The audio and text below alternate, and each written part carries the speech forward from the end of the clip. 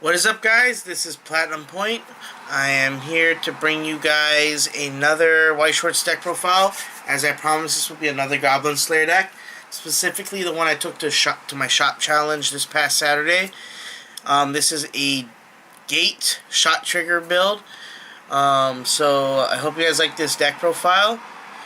This build was something I was kind of crafting over the weekend when over the last 2 weeks, because I was curious of how the shot triggers would interact with the gate, because I've seen builds with 8 shot trigger and it's nice, but I wanted to see, well, how would the deck function if I replaced one of the shot triggers for the Goblin Slayer, for this Goblin Slayer Climax combo. So I decided, you know what, let's test it out.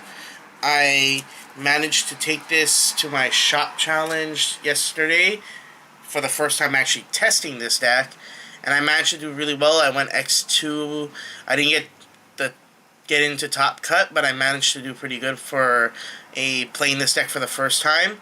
I like how this deck functions because it allows me to control the board really early on by pushing damage when my opponent is still in first deck, in the early stages of first deck, and put them in awkward situations.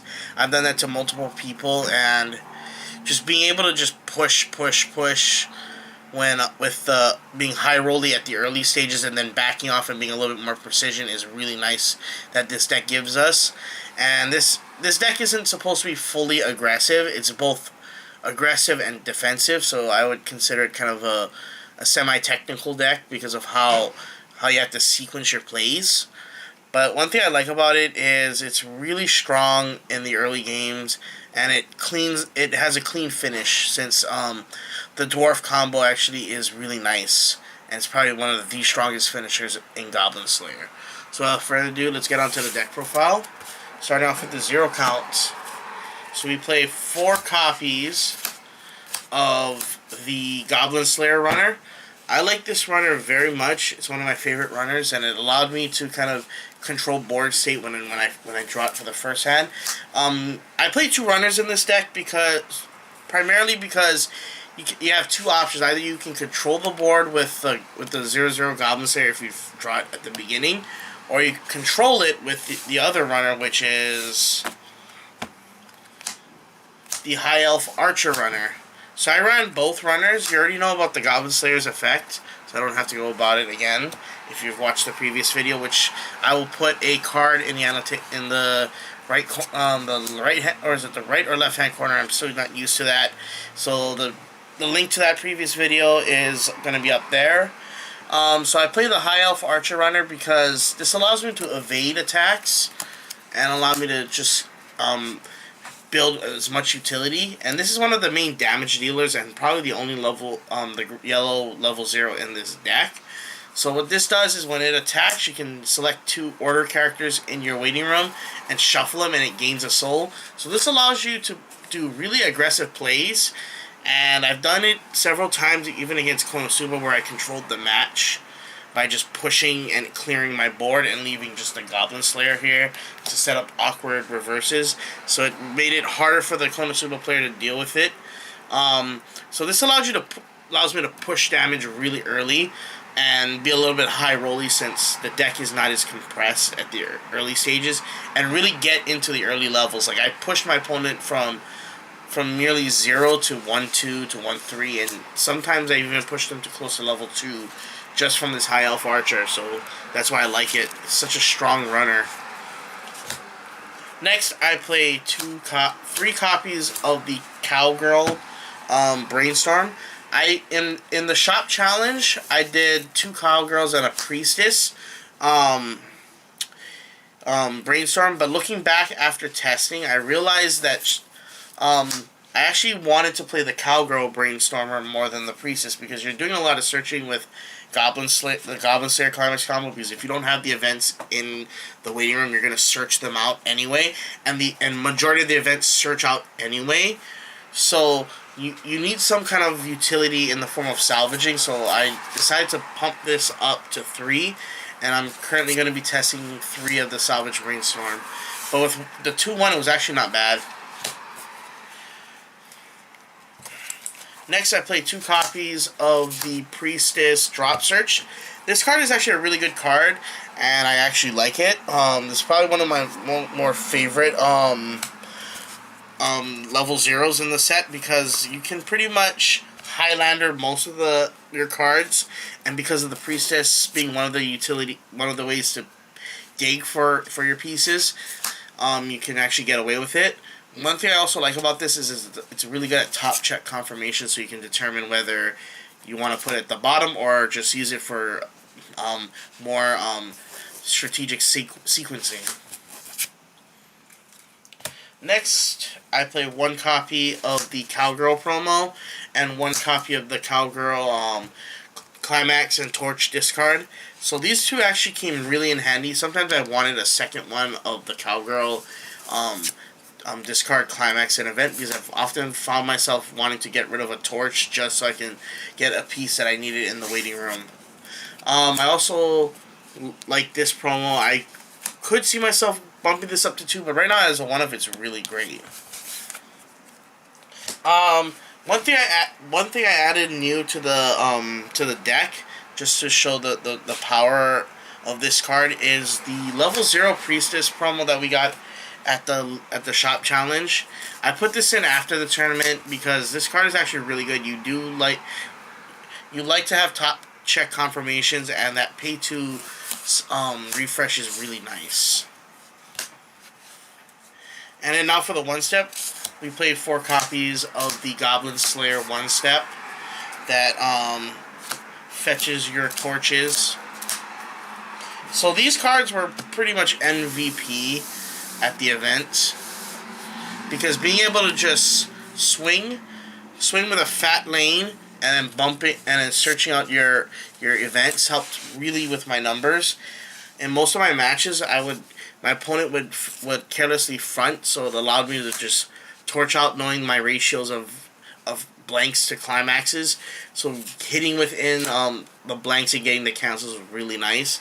And also I've actually abused this torch quite a bit, especially in my round 1 matchup against Cardcaptor Sakura, which managed to make top 4, which I was not surprised because that deck is actually strong.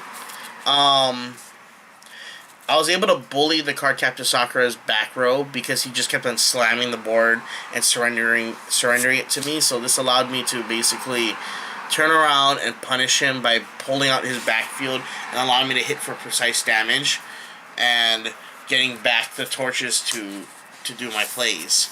So I actually do think this card is actually the strongest 1-step.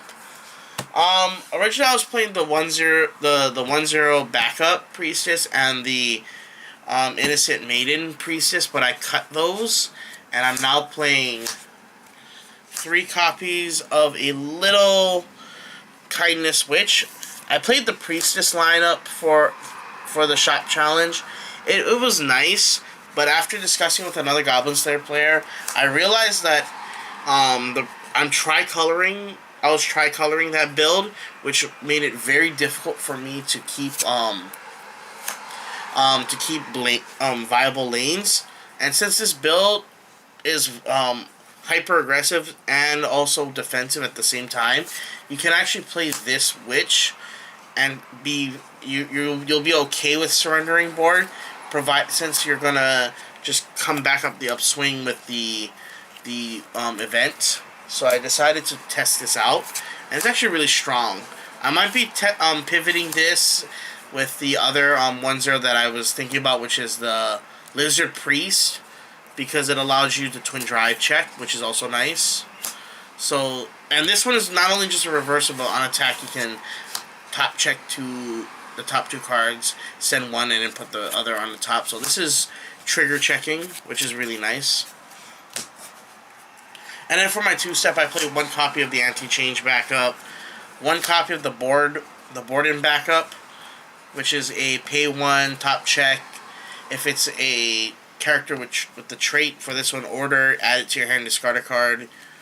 And then I play the level 2 Assassin Spearman, which gains 6k when it attacks a level 3 or higher character. For the 3-step, I play 1 copy of Cowgirl, this is a good early play that I'm testing out right now because it allows me to kind of top check confirmation and then set up reverses with this card, which is really nice. And the early play condition is 2 or less climaxes in waiting room, which is nice.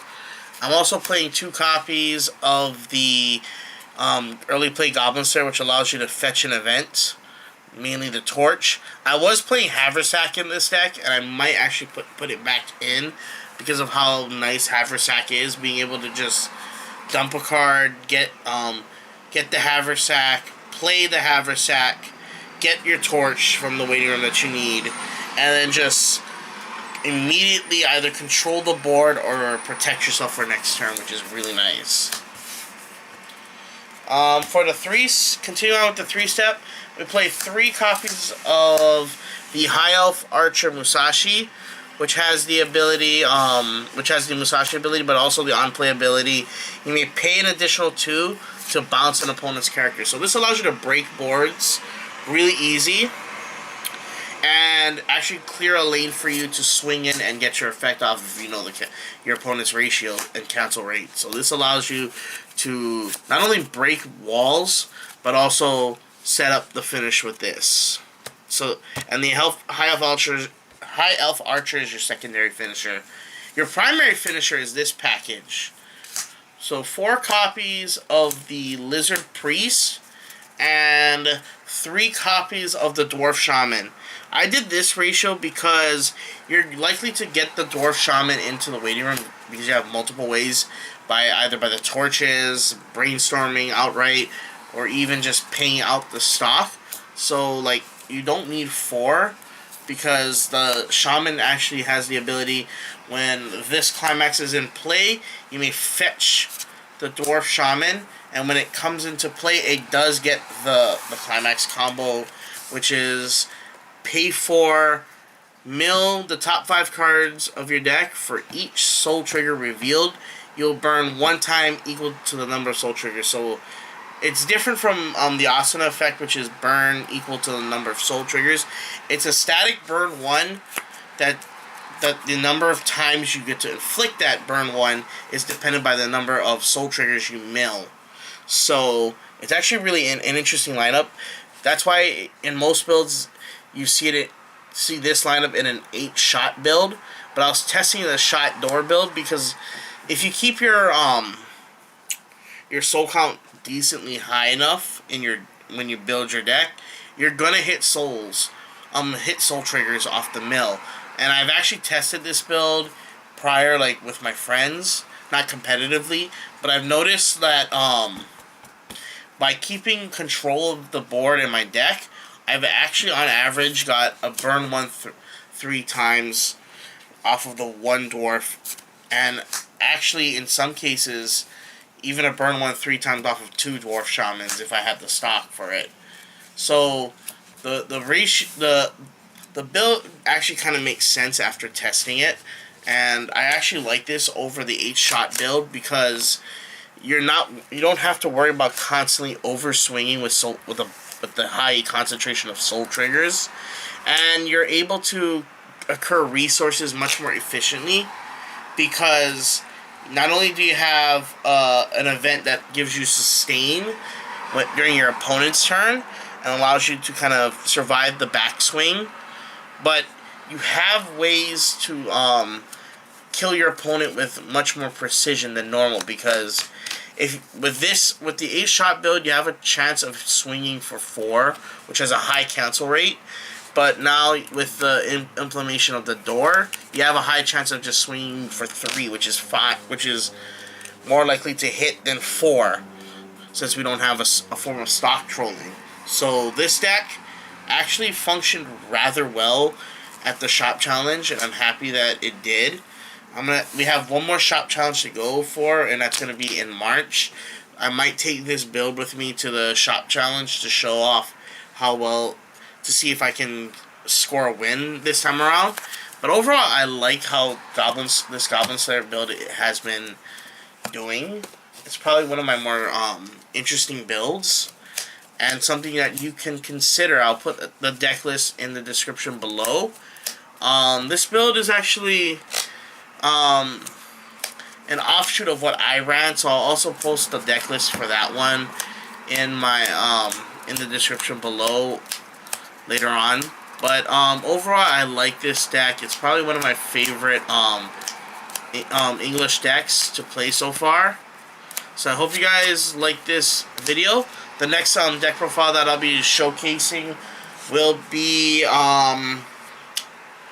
my Fate Stay Night update. That deck has to be updated since I do have a playset of Heaven's Feel.